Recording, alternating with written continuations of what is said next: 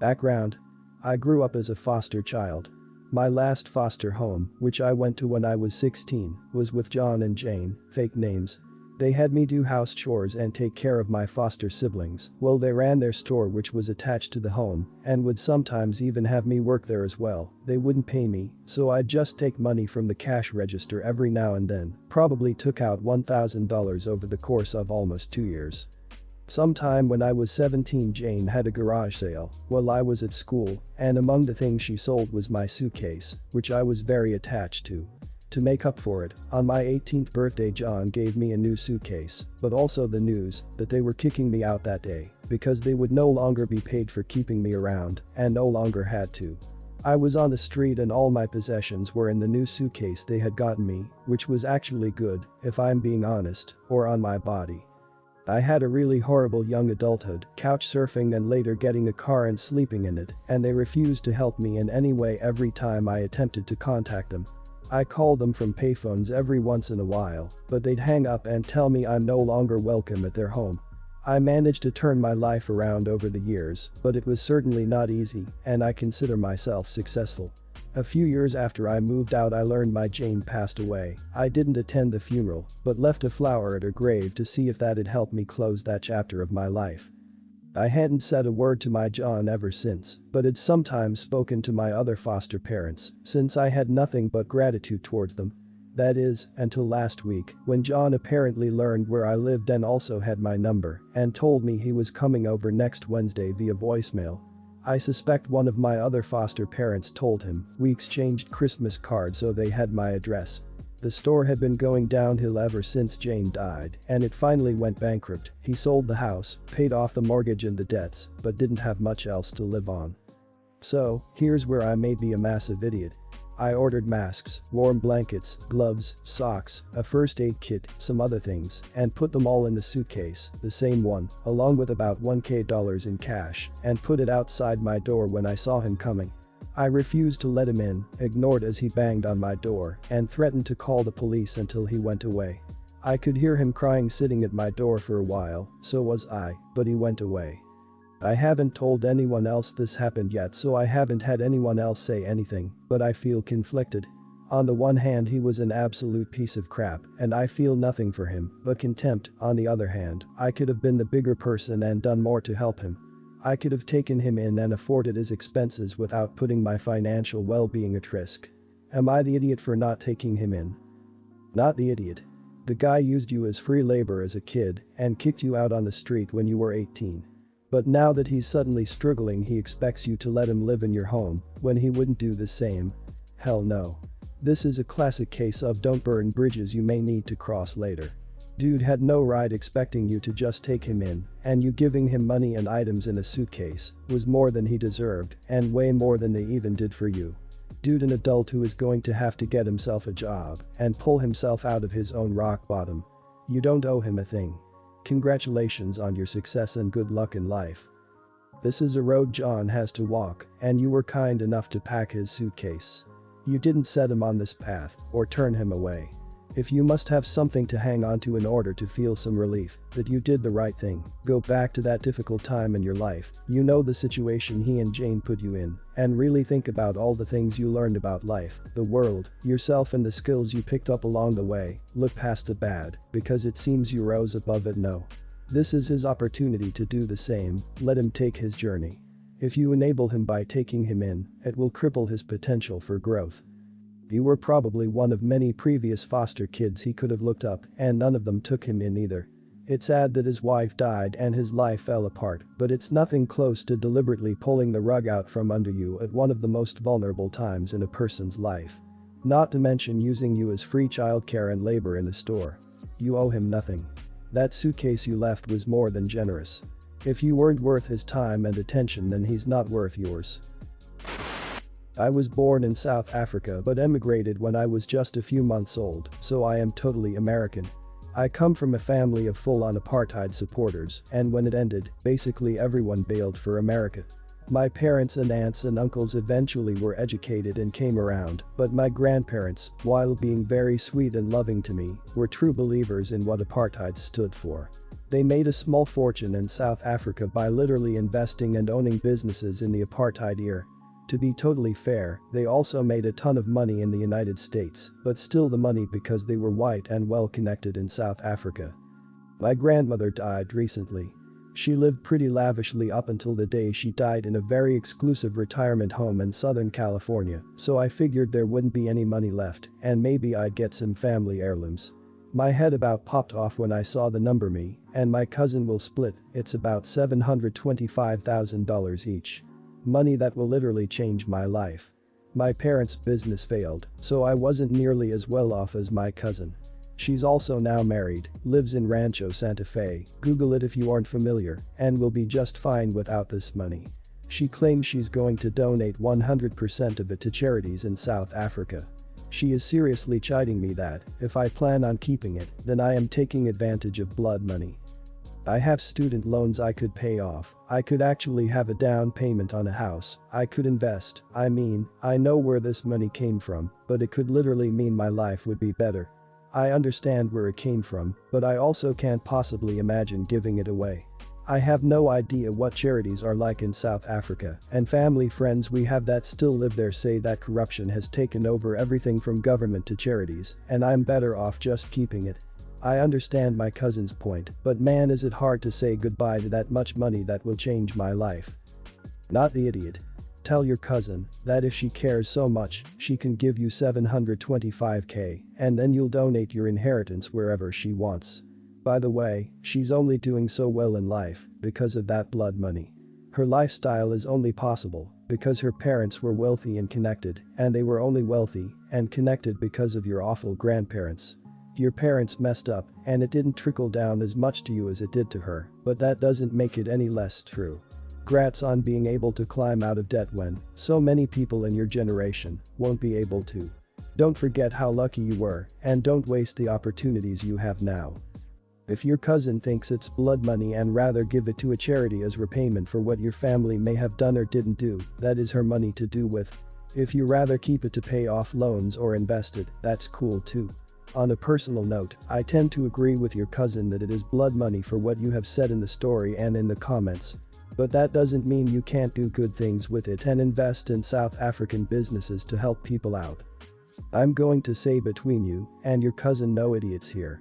She has a very good point about the origin of this money, and choosing to donate it is a good and valid choice for her, though as you say the charities are very likely to be corrupt in South Africa right now. But you cannot discount your own situation. She's well off, she's lucky to be well off. You're not so lucky. The money is yours and can change your life for the better. Consider donating a portion of it to a well-vetted charity to get your cousin off your back and maybe make karmic amends with the universe or something, but ultimately there is no shame in keeping money you need. I was invited to an old school friend's wedding that happened a few days ago. We're not ride or die, but whenever we're both in the same region we always meet up. I ordered a nice yellow jumpsuit for the wedding from a trusted retailer. When it came, it was much paler than the picture, basically a straw yellow. I started to worry as I'd read those stories about guests wanting to steal the thunder by wearing white and traditional wedding dress colors at weddings, and I messaged my friend to ask if she was wearing white. She said she was, and asked why. I sent a picture of the jumpsuit and said that this was what I'd been sent in place of a much brighter color. She said that it looked fine, and she'd shut anyone up if they tried to make a deal about it on the day. On the day itself, I didn't actually get any comments about it directly, which was a relief. However, when I went to the bathroom, I encountered two of the bridesmaids gossiping about how that girl in the jumpsuit, had the nerve to wear it, especially after the bride had told her directly it wasn't suitable. To frame this as it happened, I was in a cubicle when they came in and started chatting. I came out of the cubicle and said that no such conversation had happened, and if the bride really had an issue she should have told me months ago when we talked about it.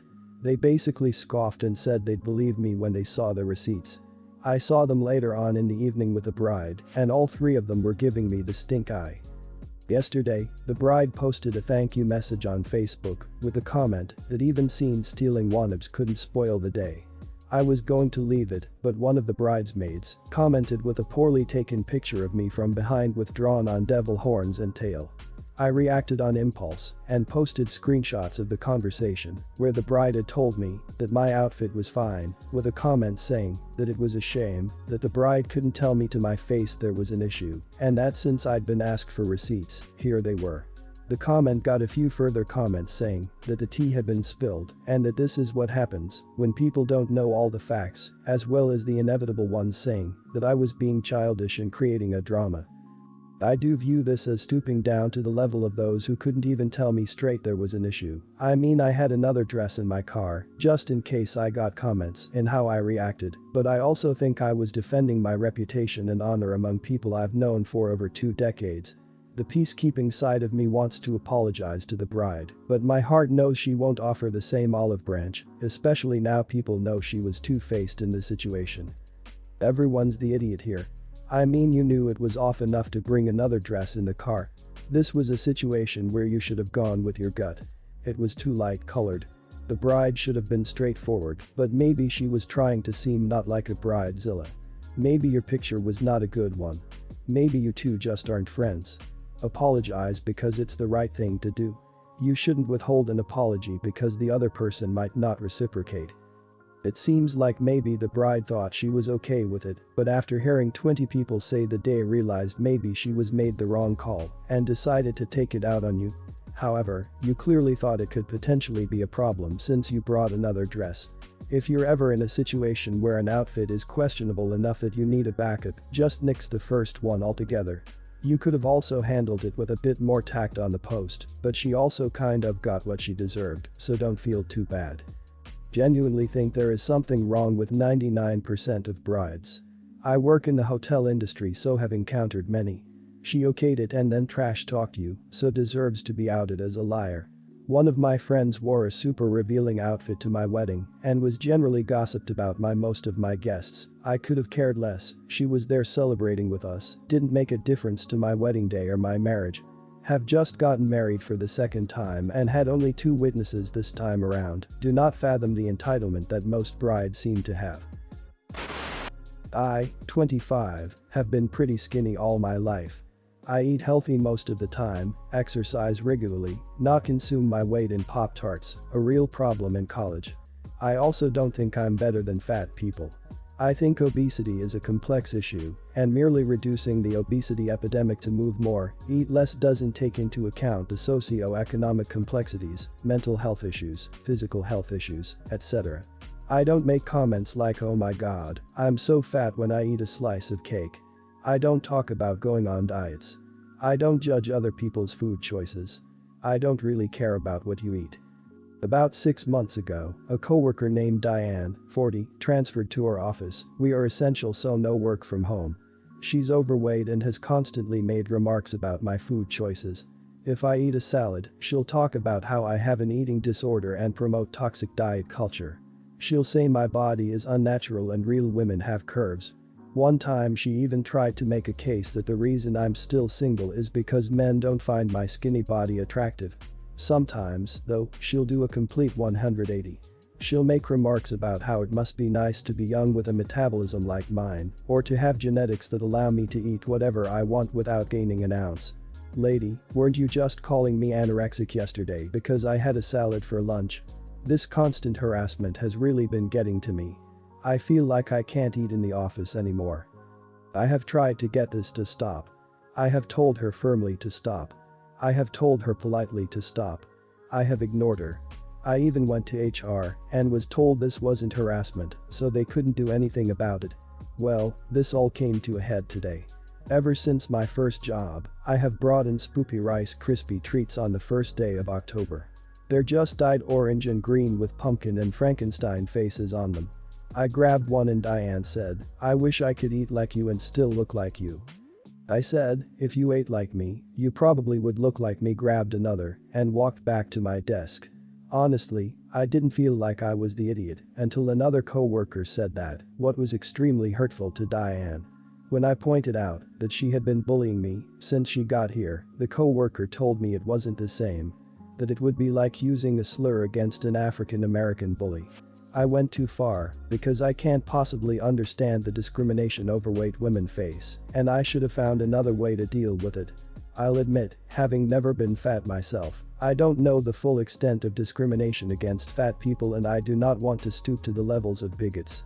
But how else am I supposed to deal with this? So, random strangers on the internet, am I the idiot? Everyone's the idiot here. Well, she's been harassing you in a way that's unacceptable. That comment would be extremely wounding and untrue, which it seems like you already understand. The differences in your age alone would that make statement inaccurate. From what you've described, she sounds extremely insecure about her weight. To be honest, I probably would have snapped too after all the harassment from her. But I think your comment in this situation was out of line nevertheless. The everyone's the idiot here applies to your HR as well. They kind of left you to deal with this escalating situation on your own, so it makes sense that you snapped. Not the idiot. What she does is workplace harassment. Do read up on it and discuss with someone you trust and who is in your corner. Pay for a life coach or a therapist if you have to. If you don't do anything, it will not stop. Might get worse. Other colleagues very likely will not stand up for you. Otherwise, I am skinny too. Middle-aged and I still get the occasional nasty remark from colleagues. Well, better than being fat, but I have to be on guard not telling them off so that they can cry harassment from me later. She is bullying you. Also, I really don't like that having curves and being curvy is now synonymous with being overweight. When I was younger, it meant that your hips and chest curved outwards from your waist. You could have a slim waist and be curvy. You could be larger and be curvy. But now it seems curvy is only used when your stomach or waist curve outwards. It's just a bit annoying. The term once implied a Marilyn Monroe or Christina Hendricks or Hergless pear-type shape, regardless of size. It's now used in statements, real women have curves, designed to imply that to be attractive or real, you must be overweight.